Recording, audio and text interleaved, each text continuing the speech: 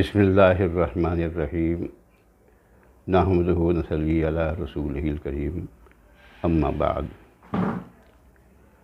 آپ ہم سب جانتے ہیں کہ جس مہینے سے ہم گزر رہے ہیں یعنی رمضان المبارک، یہ مہینہ ہمارے لیے اللہ کی تمام برکتیں، رحمتیں اور مغفرتیں، ان سب چیزوں کا موقع ہوتا ہے یہ۔ اور اللہ اتنا اپنے بندوں کی طرف اور اپنے ایمان والے بندوں کی طرف اللہ متوجہ ہوتا ہے کہ وہ اس کی تمام آرزوؤں کو وہ جانتا ہے، پہچانتا ہے کہ میرے بندے کو میں کس طرح سے دنیا کی بھی نعمتیں دوں اور آخرت کی بھی مغفرتیں دوں اور جہنم کی آگ سے بھی چھٹکارا دوں۔ اور اسی وجہ سے تینوں عشروں کے پہلے نام اسی طرح رکھے گئے ہیں کہ رحمت کا عشرہ اور پھر مغفرت کا عشرہ، جس سے اب شاید ایک دو دن کے بعد جو شروع ہونے والا ہے، اور پھر عتق من النیران، دوزخ سے چھٹکارے کا عشرہ۔ تو یہ اللہ تعالیٰ نے ایک جذبہ پیدا کرنے کے لیے اللہ کے رسول نے اس طرح کے عشروں کی الگ الگ بتلائی ہے۔ اور قرآن کریم کا ایک طرح سے ہم لوگ جشن مناتے ہیں۔ جشن عام لفظ ہے، یہ نہیں مطلب بولنا چاہیے، لیکن ایک پورا مفہوم آ جاتا ہے کہ ہر بندے کو، ہر مومن بندے کو اللہ یہ توفیق دیتا ہے کہ وہ زیادہ سے زیادہ قرآن کریم پڑھے، زیادہ سے زیادہ پڑھے، نمازوں میں پڑھے، اپنی عبادتوں میں پڑھے، الگ سے پڑھے، جتنا بھی ہو سکے وہ قرآن شریف زیادہ سے زیادہ پڑھے، کیونکہ اسی مہینے میں اللہ تعالیٰ نے قرآن کریم نازل کیا۔ شہر رمضان الذی انزل فیہ القرآن، رمضان کا مہینہ جس میں اللہ نے قرآن کریم نازل کیا، اور جو بھی اس مہینے میں رہے وہ ضرور روزہ رکھے۔ اب اللہ نے قرآن نازل کیا تو اس کی دو روایتیں ہیں کہ یا تو پہلی وحی رمضان میں آئی، یا پھر من جملہ مکمل قرآن اللہ نے آسمان کی دنیا پر نازل کر دیا، اور پھر وہاں سے وقتاً فوقتاً اللہ کے رسول کے پاس وہی آتی رہی۔ تو اللہ کا شکر ہے کہ ایک جذبہ پیدا کیا اللہ نے مسلمانوں کے اندر، وہ اس کو پورے اسی طرح سے پورے جذبات کے ساتھ اور پوری لگن کے ساتھ اس کو گزار رہے ہیں۔ اب ایک اہم بات یہ ہے کہ عام طور پر ہمارے لوگوں کا یعنی کہ یہ ایک اچھا مانتے ہیں کہ اپنے جو زکوٰۃ، جو 5 ارکان میں سے ایک اہم رکن ہے، زکوٰۃ کا حساب بھی رمضان میں ہی کر لیا کریں۔ تو اس میں کوئی شک نہیں کہ اسلام میں زکوٰۃ کا جو نظام ہے وہ اتنا زبردست ہے، اتنا زبردست ہے، اتنا مفید ہے کہ کہیں کوئی دنیا میں اس کا تصور ہی نہیں کر سکتا، تصور ہی نہیں کر سکتا۔ اس لیے ابھی 20 دن اور باقی ہیں، جن صاحبان کی ابھی عادت نہیں ہوئی ہو تو وہ اسی رمضان سے آغاز کر دیں، تو وہ سارا مال ان کا محفوظ ہو جائے گا، پاک ہو جائے گا۔ جتنی کمائی ہے زکوٰۃ تزکیے سے ہے۔ تزکیہ کہتے ہیں پاکی، تطہیر، زکی یعنی تزکیہ کرنا، تزکیہ اردو میں بھی بولتے ہیں۔ تو پورا مال جو ہے وہ اللہ تعالیٰ اس کی نحوستوں سے اس بندے کو بچا لے گا، اور مال میں ترقی دے گا۔ پانچم میں یہ ہے کہ سود جو ہے وہ بربادی لاتا ہے، اور صدقات اور زکوٰۃ جو ہیں وہ وہ اللہ کو قرض دینا ہوتا ہے تو اللہ اس کا بدلہ اپنے لیے کیجیے کہ میں یہ قرض قرض حسنا، تو اس میں یہ سب چیزیں آتی ہیں۔ اب اس کا حساب کیا ہو، کیسے ہو، اس میں بہت ڈاؤٹس لوگوں کو ہو جاتے ہیں اور ذہن سے بات نکل جاتی ہے۔ تو میں بالکل پوائنٹ وائز 2-3 باتیں بالکل اس طرح کھل کر سامنے رکھ دوں کہ کوئی الجھن نہیں پیدا ہو۔ تو دیکھیے، فرض کب ہوتی ہے؟ ایک پہلی بات تو یہ ہے، جیسے اپن نماز کا سوچتے ہیں کہ نماز کب کس ٹائم ہوتا ہے کس نماز کا، اور کب بچوں پہ کتنے بڑے ہو جائیں، بالغ ہو جائیں تو فرض ہوتی ہے نماز، روزہ کب فرض ہوتا ہے، تو ایسے ہی زکوٰۃ فرض کب ہوتی ہے، حج کا بھی ایسا ہے کہ وہ کب فرض ہوتا ہے۔ یہ جو بات ہے کہ معیار کیا ہوگا، کب اس لائق ہو جائے گا آدمی کہ وہ زکوٰۃ دے، تو اس کا معیار آسان طریقے سے بالکل سمجھ لیجئے کہ صرف سونا ہی سونا ہے۔ اگر سونا ہی سونا ہے تو پھر 7.5 تولہ سونا ہوگا تب زکوٰۃ فرض ہوگی، لیکن تھوڑا سا سونا ہے، تھوڑی سی چاندی ہے، مال تجارت ہے، وہ سب مل کے پھر چاندی کو معیار بنائیں گے کہ یہ سب مل کے، مان لیجئے آدھے تولے سے کم سونا ہے، کچھ تھوڑا سا دکان کا سامان ہے اور تھوڑی سی چاندی ہے، تو سب ملا کے 52.5 تولہ چاندی کی قیمت کے برابر ہو جائے، بس زکوٰۃ فرض ہو گئی۔ اب ایک سوال یہ بہت سے لوگ کرتے ہیں کہ صاحب زیور تو عام طور پر خواتین کے پاس ہوتا ہے، وہ تو کماتی نہیں ہے، تو اس کا بہت آسان مسئلہ یہ ہے کہ کیونکہ پورا نان نفقہ مرد پہ جو ہے اس کے سارے اخراجات فرض ہیں، مرد کو ادا کرنا ہوتے ہیں، تو یہ بھی ان کی شدید ضرورت ہے، دینی ضرورت ہے، تو اس کو مرد ادا کرے گا۔ مشینیں ہیں، جو اوزار ہیں، اس کا اس کو نہیں شمار کریں گے، لیکن جب الماری بن کے اس کی تیار ہو گئی تو وہ مال ہو گیا، وہ بکنے کے لائق ہو گیا۔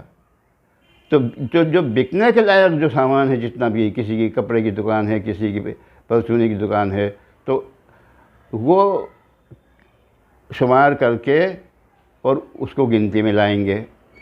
اب تولہ چاندی، تو 52.5 تولہ چاندی یہ نہیں ہے کہ وہ چاندی 52.5 تولہ ہو جائے، یہ بات کوئی نہ سمجھ لے کوئی کہ بس چاندی کو تو 52.5 تولہ ہو نہیں ہے۔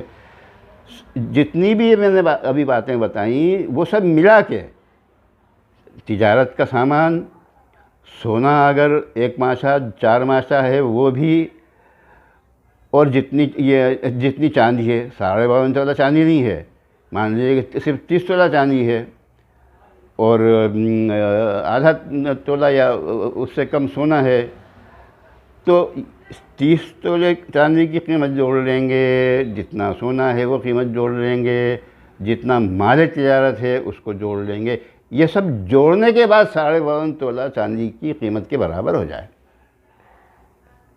اسے خوب سمجھ لیجیے، آپ اسے خوب سمجھ لیجیے۔ مثلاً جیسے کہ 52.5 تولہ چاندی کی آج کل قیمت کیا ہونا چاہیے؟ کیوں بھائی، کیا ہونا چاہیے آج کل؟ کتنی؟ 40,000 ہے نا؟ تو آج کل جیسے 40,000 ہے، لیکن چاندی اتنی ہے کہ جو 20,000 کی ہی بن رہی ہے۔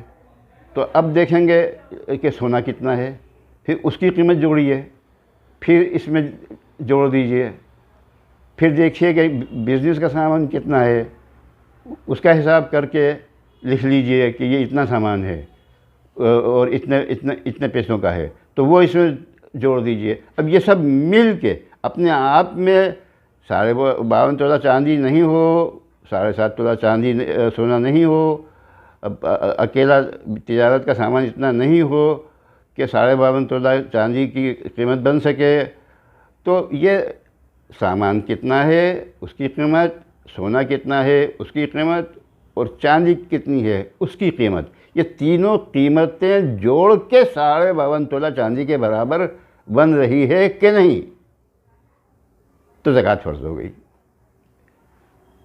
یہ بات صاف ہو گئی. اور ابھی پھر بھی اگر کسی کو پوچھنا ہو تو آپ زاہد میاں کو فون کیجئے، وہ مجھ سے پوچھ کے بتا دیں گے. اب اگلا مرحلہ یہ ہے کہ اس کا کب حساب کریں گے، کب اتنا مال ہونا چاہیے اور کب زکوٰۃ ادا کریں گے. تو ایک اصطلاح ہے فقہ میں ایک اصطلاح ہے حولان حول، ایک سال گزر جائے. حولان حول، ایک سال گزر جائے.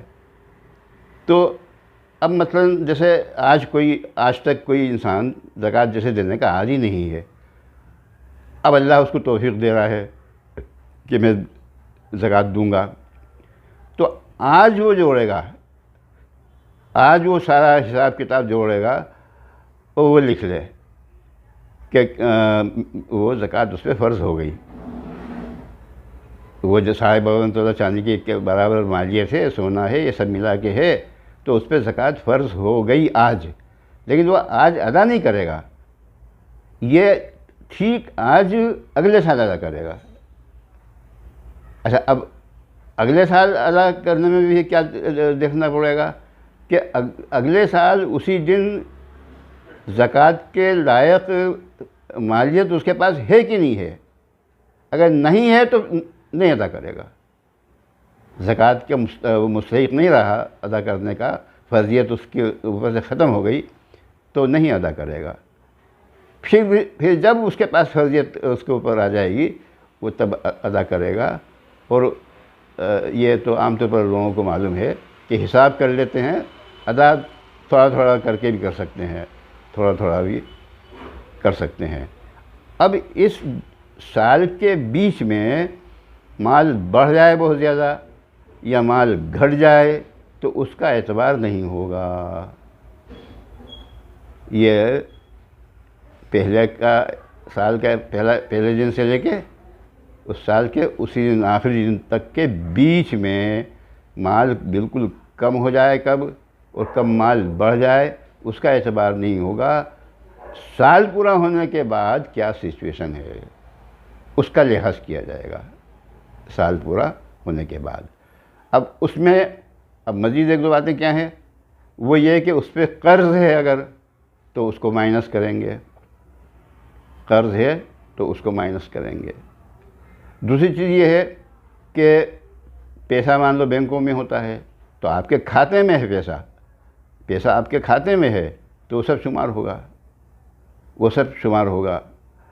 اور لوگ بہت سے انجمن وغیرہ ڈالتے ہیں، انجمن پتہ نہیں کب کھلے گی کب نہیں کھلے گی، تو یہ مشکوک چونکہ ہے کہ نہ جانے کوئی کیا واقعہ پیش آ جائے، آپ کی ملکیت میں نہیں ہے کیونکہ وہاں آپ کا پیسہ پورا نہیں ہوا. تو بہتر یہ ہے کہ جتنا پیسہ وہاں ہے اس کو شمار کر لیں. اگر اس کو شمار نہیں کرتے ہیں تو یعنی قابل اعتماد اگر وہ لوگ ہیں، کیونکہ ذرا سا بھی شک ہوتا ہے تو پھر اس کی رخصت ہوتی ہے، وہ پورا جب مل جائے گا تب وہ چونکہ وہ ادا تو ایک سال کے بعد کرنا ہے نا، اس وقت تک اس کو وہ ہاتھ میں آ جائے. ملکیت اصل چیز اہم کیا ہے کہ آپ کے ہاتھ میں ہو.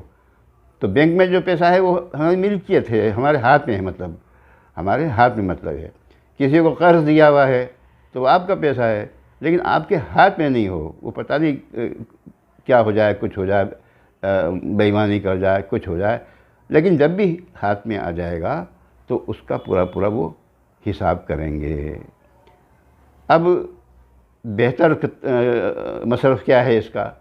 تو بھائی سب سے بہتر مصرف تو اقربا ہیں، رشتہ داروں میں جو غریب اور جو کم مال والے پریشان حال لوگ ہیں، تو پہلے انہیں ہم مطلب تلاش کریں گے، پہلے ان کو ہم دیں گے.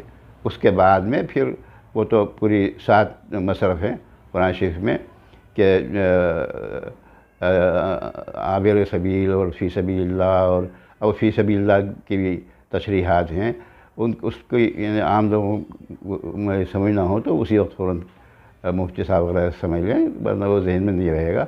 یہ موٹی موٹی باتیں ذہن میں رہیں۔ جن اداروں میں بچے پڑھتے ہیں اور ان کے وہ غریب ہوتے ہیں اور وہاں کھانا کھاتے ہیں، تو ادارے والے، مدرسے والے ایک طرح سے ان بچوں کے سرپرست ہوتے ہیں تو ان کے سرپرست کی حیثیت سے ان مدرسوں میں آپ زکوٰۃ دے سکتے ہیں۔ اب جیسے تعلیم شاہد ہے یا اور دوسرے ادارے ہیں تو دے سکتے ہیں۔ اب ایک چیز میں اگر بے احتیاطی ہوئی ہو تو اس کا گناہ اس بچے کے ماں باپ پہ ہوگا۔ مان لیجئے کہ وہ اس زکوٰۃ کھانے کے مستحق نہیں ہیں، وہ فیس پوری ادا کر سکتے ہیں، اس کے باوجود بھی انہوں نے داخلہ فارم پہ لکھ دیا کہ ہم مطلب مستحق نہیں ہیں، فیس نہیں ادا کر سکتے، ہم غریب ہیں، اور لوگ گواہی بھی کر دیتے ہیں، فارم پہ گواہ بھی 2 گواہوں کے نام بھی ہوتے ہیں۔ تو اب اگر یہ غلط انٹری کری فارم میں تو مدرسے والوں کا کوئی قصور نہیں ہے، وہ تو ان پہ بھروسہ کریں گے۔ تو ان لوگوں کو بہت یعنی کہ غور کرنا چاہیے کہ جو صرف فری میں بغیر کچھ دیے ہوئے دارالقامہ میں رکھنا چاہیں کہ بچہ مفت میں کھاتا رہے جبکہ وہ فیس دے سکتے ہیں، تو سمجھ لیجئے بہت خطرناک بات ہے یہ۔ اور بہت سے لوگ ایسا کر رہے ہیں تو پھر ان کے علم میں یا ان کے بچوں کے علم میں برکت نہیں آئے گی، کیونکہ وہ ناجائز طور پر جو ہے ان کی غذا فراہم ہو رہی ہے۔ تو یہ موٹی سب باتیں بہت ہی کلیئر اور صاف ہو گئی ہیں۔ صدقات اور زکوٰۃ میں کیا فرق ہے؟ صدقہ، عام صدقہ بالکل ایسا ہے جیسے کہ نفل نماز آپ پڑھیں گے تو آپ کو ثواب ہوگا، آپ دعائیں کریں گے، اللہ متوجہ ہوگا اور آپ کو اس کا پورا اجر ثواب ملے گا۔ آپ نہیں پڑھ سکے تو گناہ بھی نہیں ہے۔ تو ایسے ہی صدقہ کسی بھی محتاج کو، غریب کو جو دل چاہا، جب دل چاہا، جو اپنے لوگ اللہ کا شکر ہے دیتے رہتے ہیں، تو وہ نفل نماز کی طرح ہے۔ اس میں آپ کے درجات بڑھ رہے ہیں، اللہ آپ سے راضی ہو رہا ہے، اس کا پورا ثواب مل رہا ہے۔ لیکن زکوٰۃ کیا ہے؟ زکوٰۃ فرض ہے۔ اسی طریقے سے اب ایک چیز کیا رہ گئی کہ فطرہ، عید کے دن کا فطرہ۔